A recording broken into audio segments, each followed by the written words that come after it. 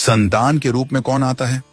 पूर्व जन्म के कर्मों से ही हमें इस जन्म में माता पिता, भाई बहन, पति पत्नी, प्रेमिका, मित्र शत्रु, सगे संबंधी इत्यादि संसार के जितने भी रिश्ते नाते हैं सब मिलते हैं, क्योंकि इन सब को हमें या तो कुछ देना होता है या इनसे कुछ लेना होता है।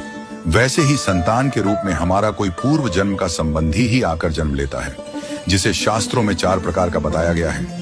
1. अरणानुबंध पुत्र। पूर्व जन्म का कोई ऐसा जीव जिससे आपने ऋण लिया हो या उसका किसी भी प्रकार से धन नष्ट किया हो, वह आपके घर में संतान बनकर जन्म लेगा। वह अपना धन बीमारी में या व्यर्थ के कार्यों में तब तक नष्ट करेगा जब तक उसका पूरा हिसाब न हो जाए। 2. शत्रुपुत्र। पूर्व जन्म का कोई दुश्मन आपसे बदला लेने के लिए आपके घर में संतान बनकर आएगा। बड़ा होने पर वह माता पिता से मारपीट, झगड़ा करेगा या उन्हें सारी जिंदगी किसी न किसी प्रकार से सताता ही रहेगा। वह हमेशा कड़वा बोलकर उनकी बेइज्जती करेगा और उन्हें दुखी रखकर ही खुश होगा। 3. उदासीन पुत्र। इस प्रकार की संतान न तो माता पिता की सेवा करती है, न ही कोई सुख देती है। वह उन्हें उनके हाल पर मरने के लिए छोड़ देती है। विवाह होने पर यह माता पिता से अलग हो जाते हैं और उनकी चिंता नहीं करते। 4. सेवक पुत्र।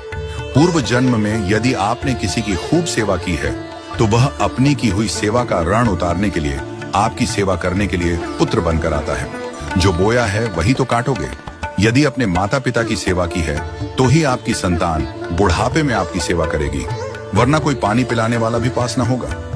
आप यह न समझें कि यह सब बातें केवल मनुष्य पर ही लागू होती हैं। इन 4 प्रकार में कोई भी जीव आ सकता है। यदि आपने किसी गाय की निस्वार्थ भाव से सेवा की है तो वह भी पुत्र या पुत्री बनकर आ सकती है।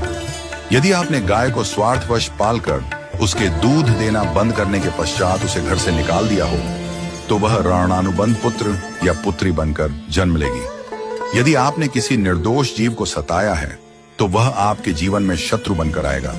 इसलिए जीवन में कभी किसी का बुरा न करें, क्योंकि प्रकृति का नियम है कि आप जो भी करोगे उसे वह आपको इस जन्म में या अगले जन्म में 100 गुना वापस करके देगी। यदि आपने किसी को 1 रुपया दिया है तो समझो आपके खाते में 100 रुपया जमा हो गए हैं। यदि आपने किसी का 1 रुपया छीना है तो समझो आपकी जमा राशि से 100 रुपये निकल गए। जरा सोचिए, आप कौन सा धन साथ लेकर आए थे और कितना साथ लेकर जाओगे? जो चले गए वे कितना सोना चांदी साथ ले गए? मरने पर जो सोना चांदी धन दौलत बैंक में पड़ा रह गया, समझो वह व्यर्थ ही कमाया।